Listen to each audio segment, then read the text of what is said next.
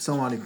اول حاجه انا ما اتفرجتش على الماتش اولا، عشان انا مش هحلل ولا اعمل اي حاجه ولا هتكلم في اي حاجه في الماتش، لاني انا عندي امتحان بكره وربنا يسامح اي حد حاطط الامتحانات دلوقتي. اسمع علينا، انا شفت الجون. اقصى حاجه قدرت اعملها ان انا شفت الجون. اولا الحكم عامل ستاره فعلا زي ما محمد صلاح بيقول وحاجب الرؤيه.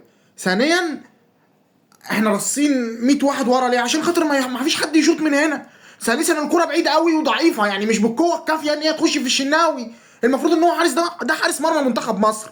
ازاي مش عارف؟ يعني شكل الجون ده يخش في حارس مرمى منتخب مصر ازاي؟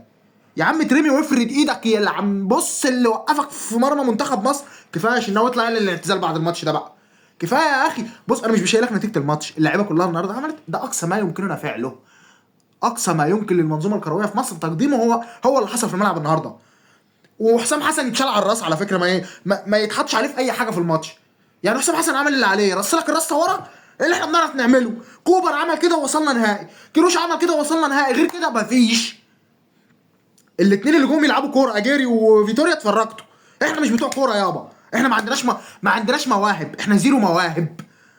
يا عم ده حسام عم جيل عنده 25 سنه وبنقول عليه لعيب صاعد يا جدعان. استغفر الله العظيم يا رب.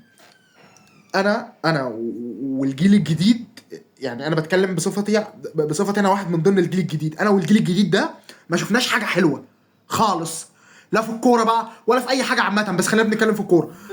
احنا من ساعه ما وعينا، يعني جيل زد ده من ساعه ما وعي احنا ما شفناش حاجه حلوه. الثلاث بطولات افريقيا اللي انتوا بتتفشخروا بيهم دول، وكل ما يتكلموا احنا اسياد افريقيا، احنا ما شفناهمش وما اتفرجناش عليهم. ويرجعوا يقولوا انتوا ما فيش جماهير بتطلع على المنتخب ليه؟ ما فيش جماهير بتطلع على المنتخب ليه؟ هو المنتخب بيكسب حاجه عشان نطلع وراه؟ يا شويه فشله. اداره رياضيه في مصر فاشله، بس هو ده الوضع. الاداره الرياضيه، ولو كنت خدت البطوله كنت هقول كده، والله العظيم كنت هصور الفيديو لو كنا خدنا البطوله. في فيديو الاحتفال كنت هسقف لحسام واقول له شكرا على اللي انت عملته، وامسك الاداره الرياضيه في مصر اداره فاشله. مفيش خالص. بص مفيش نهائي. بص بقى احنا ما عندناش على رأي احنا ما عندناش لا ملاعب ولا عندنا كوره ولا عندنا ناشئين ولا عندنا مواهب ولا عندنا محترفين. يا جدع يا جدع وربنا ما بنعرف نباصي.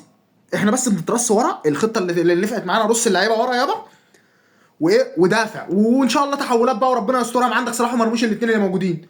طب بمناسبه ان احنا جبنا سيره صلاح مرموش النهارده معمول عليه مراقبه لصيقه من 3 لعيبه. تمام. انت فين يا صلاح؟ ها فين بتقف على الكرة؟ لا. طول الماتش ما ظهرتش ليه؟ انت طول الماتش ما ظهرتش ليه؟ فين انت طول الماتش؟ فين؟ المفروض اللاعب المحترف اللي زيك كذا زي ساديو ماني اللي جاب لهم الجون دوت تجي له كرة يلطشها، يخبط كرة هنا. انا ما شفتلكش حاجة طول الماتش، ليه بقى؟ فين يا عم؟ وعمالين نقول في ماتش في البطولة دي صلاح قدم فيه اداء. انا عايز حد ينزل في الكومنتات دلوقتي يقول لي صلاح قدم ماتش في البطولة دي كلها، قدم اداء في ماتش. الاجوان اللي بيجيبها بتجيله الكرة بتجيله خلصانة. يا عم بلا حرق الدم بقى، تعبتونا وقرفتونا يا اخي اقسم بالله انا ما رضيت اتفرج على الماتش عشان خاطر حاجتين. عشان خاطر انا مش مذاكر كويس والماده بايظه وفيزياء بكره فهخربها بكره في الامتحان، وعشان عارف ان ده هيحصل فقلت ما تبقاش حرق الدم بقى، يمكن اعرف اذاكر حاجه، بس دمي اتحرق برضه ما شفت النتيجه. تخيل يا اخي، يعني برضه مش هعرف اذاكر. حسبي الله ونعم الوكيل في اللي بيدير الكوره في مصر. حسبي الله ونعم الوكيل في كل واحد مسؤول عن المنظر اللي احنا فيه ده. مش من دلوقتي، ده احنا بقالنا كام سنه. احنا اقصى حاجه بنقدر نعملها احنا باسمنا وبتاريخنا اللي انتوا بتتفشخروا بيه، اللي بعد 5 6 سنين مش هيبقى موجود. المنتخبات هتفضل، المنتخبات كلها بتتطور. منتخب زي السنغال دوت دايس على وشك اخر 4 مواجهات، دايس على وشك، مش كسبانك، ده دايس على وشك بيطرقع لك، مش كسبانك. الشوط الاول الشوط الاول اكيد هم دايسين على وشك بالنسبه للاحصائيات اللي موجوده اللي انا شفتها بعد الماتش. 6 شوطات و0 شوطه. اول شوطه ليك في الاحصائيات في الدقيقه 93. الشوطه اللي شاطها مرموش. يا نهار اسود. وتقول لي هنكسب ونروح نلعب المغرب في النهائي ولا لاعب نيجيريا؟ كسبت كوت ديفوار الماتش اللي فات بالحب والدنيا مشيت وجميله وقلنا حلو والناس كلها هاصب بقى ونروح عليت وبتاع. ايه يا عم انت في مصر انت هتخيب الروح هتعلى ليه؟ احنا هنخيب، احنا في مصر.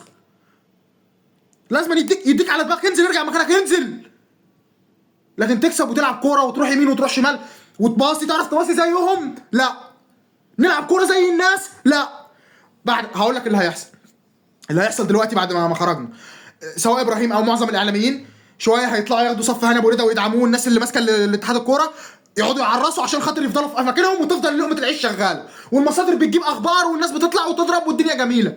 وجزء تاني مثلا اللي هو ابراهيم فايق والجماعه اللي تبعه دول هيطلعوا ينتقدوا وهيقطعوا عنهم الدعم وبتاع، وهتفضل هي زي ما هي، وهتمشي يومين ثلاثه على ما الناس تهدى والدنيا ترسى كده والناس تبطل كلام، وهوب اقلب يابا على اللي بعده، اقلب على اللي بعده، اقلب على اللي بعده. هتمشي زي ما هي وهنفضل ونهدي في الدنيا، وممكن نمشي حسام ونجيب مدير فني اجنبي لو الفونت عالي قوي عشان ايه نهدي الناس ونخلي الناس تبطل كلام، وهي كده مش هتمشي. خلي بالك انت شويه اللعيبه دول لما يعتزلوا، يعني صلاح ومرموش والجماعه دول، على فكره مرموش اللي انتوا فرحانين بيه ده واد عنده 28 سنه تقريبا. صلاح خلاص بعد البطوله دي، صلاح خلاص، صلاح السنه الجايه يروح يقضي وقت لطيف في الدوري السعودي وخلاص كده بطل كوره خلاص، كل سنه وانت طيب. فين بقى الناس اللي طالعه؟ فين بقى المواهب اللي هتشيل الرايه؟ فين بقى الناس اللي هتشيل الكره المصريه؟ لا لا لا مفيش منه الكلام ده. يعني الكوره لا في ايه؟ هو في ايه يا جدعان؟ هو الفشل دوت احنا بقينا اصحاب احنا والفشل في كل حاجه.